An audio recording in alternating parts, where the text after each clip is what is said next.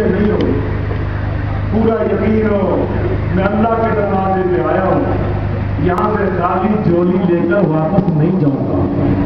حدیث قدسی ہے، اللہ تعالیٰ خود فرماتے ہیں انا عند ظن عبدی بی، میں اپنے ہر بندے کے ساتھ وہی سلوک کرتا ہوں جو بندہ میرے بارے میں یقین پیدا کر کے آتا ہے، گمان پیدا کر کے آتا ہے۔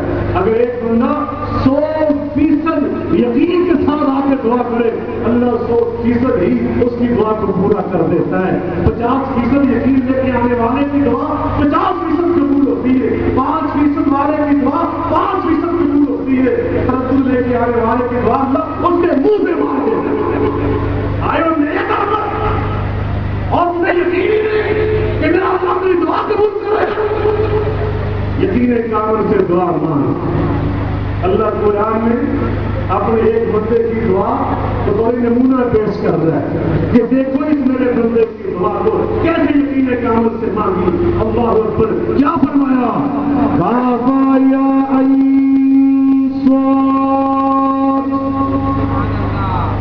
ذکر رحمت ربک عبدہ زکریا اذ نادى ربه نداء خفيا قال رب إني وهن العظم مني واشتعل الرأس شيبا ولم أكن بدعائك رب شقيا وإني خفت الموالي من ورائي وكانت امرأتي عاقرا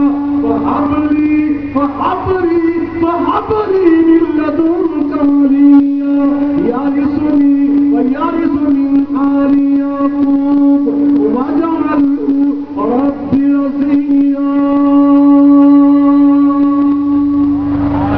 اللہ فرماتے ہیں میرے زکریا کی دعا کو اٹھا کے دیکھو، وہ 100 سال کے لگ بھگ تھا، بیوی بھی اس کی بوڑھی اور مان تھی، اور آیا کیا مانگنے؟ میری بارگاہ میں بیٹا مانگنے آیا، اور نبی بننے والا بیٹا مانگنے آیا، اور کس انداز سے مانگا؟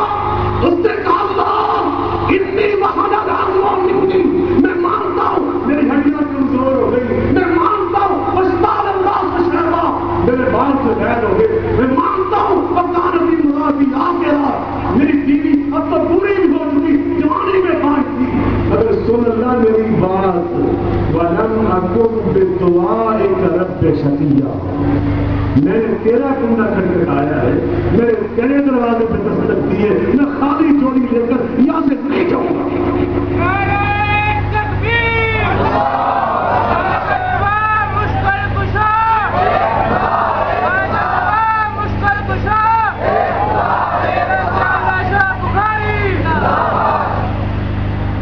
میرے بھائیوں، یہ تیسری شرط ہے، میں شارٹ کر کے رکھتا ہوں، بہت سارے احباب تشریف لا چکے، برابر عزیز مولانا سید سفیان شاہ صاحب بھی تشریف لانے والے، میرے برابر عزیز پروفیسر عبداللہ ساجد صاحب بھی تشریف لانے والے، بھائی سواد صاحب بھی تشریف لا چکے۔ میں ان طبیبوں میں ظاہر نہیں کرنا چاہتا، اپنی گفتگو لمبی کر کے اللہ پاک کا آنا بھی قبول فرمائے، میری حاضری بھی قبول فرمائے۔ چوتھی شرط بڑے اختصار کے ساتھ، نبی کریم علیہ السلام کے صحابی ہیں جناب سیدنا عمر فاروق رضی اللہ تعالی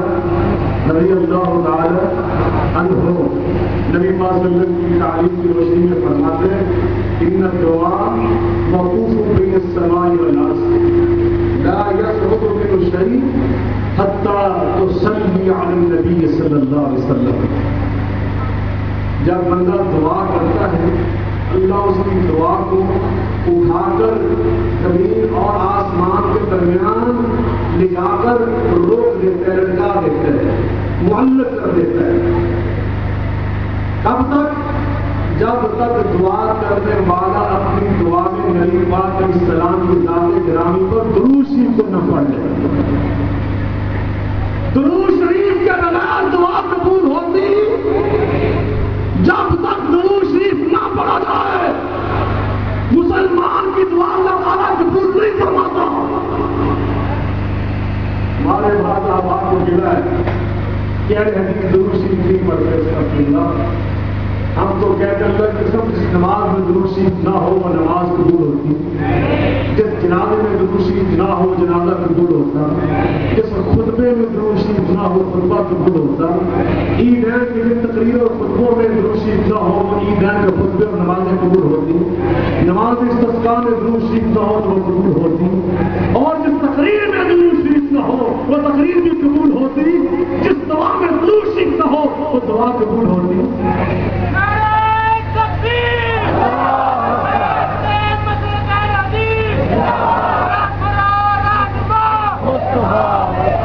دعا میں درود شریف کی اہمیت کے حوالے سے ایک حدیث سنا کر اجازت چاہتا ہوں. ایسی حدیث سناؤں گا کہ تم ایمان کی بلندیوں پر پرواز کرنے لگو گے. حضرت ابی بن کعب رضی اللہ تعالیٰ عنہ یہ نبی پاک کے وہ صحابی ہیں کہ جن کو اللہ پاک نے بہت پیاری آواز عطا کی. قرآن پڑھتے تھے تو آسمان سے فرشتے بھی نازل ہو کر سنتے تھے. نبی پاک صلی اللہ علیہ وسلم خود خاص پر بات کرتے ہو ابی بن کعب عبداللہ بن مسعود ابو موسیٰ اشعری مجھے قرآن پڑھ کر سناؤ. ابی بن کعب رضی اللہ عنہ کہا گیا قرآن. ایک دن آئے اور عرض کرتے ہیں نبی پاک صلی اللہ علیہ وسلم سے اللہ کے رسول میں جب دعا کرتا ہوں تو میرا ایک انداز ہے میں آپ کے سامنے بیان کرنا چاہتا ہوں. اگر ٹھیک ہوا تو آپ مجھے اجازت دیں. جو غلطی ہو تو ٹھیک کر دیں درست فرما دیں. آپ مجھے بیان کرو. کہنے لگے میں اپنی دعا کے وقت کے 4 حصے کر دیتا ہوں. اپنے دعا کے وقت کے 3 حصے دعائیں مانگتا ہوں اور چوتھا حصہ آپ کی ذات گرامی پر درود شریف ہی پڑھتا رہتا ہوں. مثال کے طور پر 1 گھنٹے کی دعا تو 15 منٹ درود شریف. ہم تو بہت بڑے بھیڑ ہو جائیں تو 2 دفعہ پڑھ لیں گے 3 دفعہ پڑھ لیں گے درود شریف دعا میں.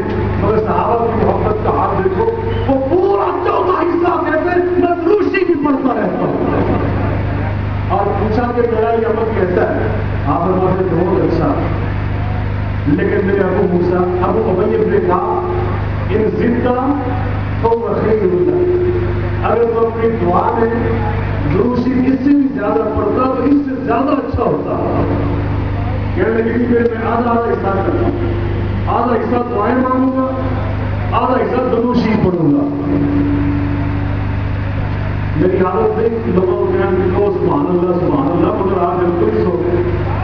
اتنی بڑی بات ہے نبی پاک صلی اللہ علیہ وسلم کے صحابی وہ کہتے ہیں کہ میں آدھا حصہ درود شریف پڑھوں گا دعا میں اور آدھا ٹائم دعائیں مانگوں گا. آپ فرماتے ہیں ماشاءاللہ پھر میری اپنی مرضی ہے کہ اسی طرح کو وقیر اللہ کا اگر اس سے بھی زیادہ درود شریف پڑھتے تو زیادہ اچھا ہوتا. میں لگی پھر میں 3 حصے درود شریف پڑھوں گا چوتھا حصہ دعائیں مانگوں گا. آپ فرماتے ہو وہی نے کہا میری مرضی میری اپنی ہے کہ ضد کو وقیر اللہ. اگر اس سے بھی زیادہ درود شریف میں لا لیتے تو اس سے بھی زیادہ اچھا ہوتا. کہتے اللہ کے رسول پھر آپ دعا مانگتے آج کے بعد میں کبھی دعا نہیں مانگوں گا. جب بھی دعا مانگوں گا صرف درود شریف ہی پڑھا کروں گا. دعا کا سارا ٹائم درود شریف پڑھوں گا.